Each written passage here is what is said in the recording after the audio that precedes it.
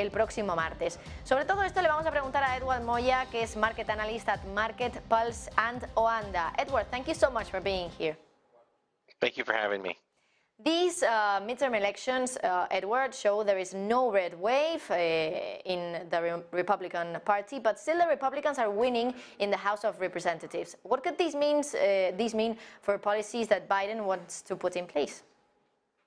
Well, it looks like we are going to get that gridlock. So I think there will be some checks and balances put in place. But this was, I think, a disappointing night for Republicans. They had a lot of momentum. They had high expectations that they were going to easily take back the House in a more dominant way. And these Senate races, I think what's a lot of people are paying close attention to, some of the battleground states that we had for 2020, we're seeing Democrats still have strong performances here. It doesn't look like the support from Trump is really carrying a lot of weight. So I think what Republicans are kind of now thinking, who's going to be able to lead them? And I think most insiders are thinking DeSantis is probably going to be the top candidate, which means this is going to be a long, drawn out primary process. And I think the markets are going to anticipate Biden's not going to be able to get much done over these next couple of years. And I think the question mark is going to be, is he also going to continue to, try to stay in office, or is he going to let someone else try to take this presidential run for 2024? So there's a lot of more question marks now. And I think we're still, too, going to need to wait to see exactly how the Senate races unfold.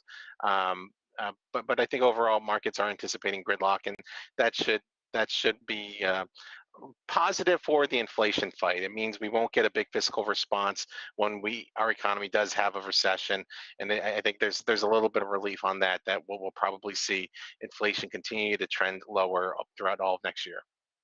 Edward, you just said that this is a disappointing night for Republicans, and we don't forget about Donald Trump, of course, who said he would make a big announcement next Tuesday. Do you think these results reveal Trump wouldn't succeed if he returned to politics? I think it shows you that there's a little, given where the economy is, and there were some sensitive topics that motivated a lot of voters, but it just doesn't look like Trump has still that same stranglehold that he did many years ago. I think that there's the country has never been more divided, at least in the last couple decades, and I think you're going to see that this is a difficult moment here for Republicans.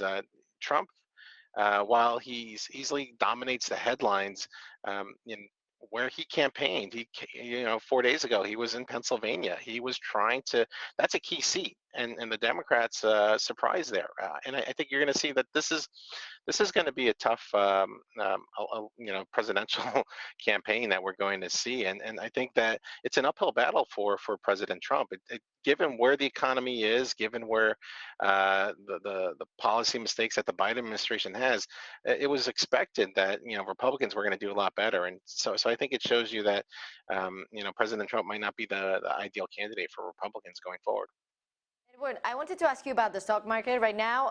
How do you think it will react these days when we collect more information on the results of these elections?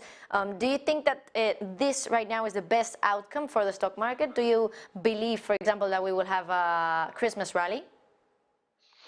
I think it's all about inflation. So I think the markets are going to kind of take a look at these elections, and as long as the Republicans get the House, they're just going to move forward. I think it's all about whether or not pricing pressures continue to trend lower, and we really need to see rents come down, and that's not supposed to happen at this next inflation report. So I think there's probably a chance here that you're going to see optimism is going to grow that the Fed is going to be able to pause sometime soon.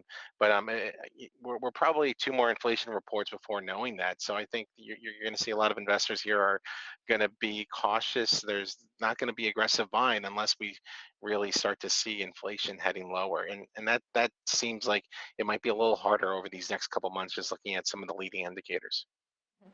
Edward Moya, market analyst at Oanda, thank you so much for being here in Negocios Televisión, as always. Thank you. Have a nice day, Edward. Y bueno, por cierto, nosotros volvemos para darles una última hora de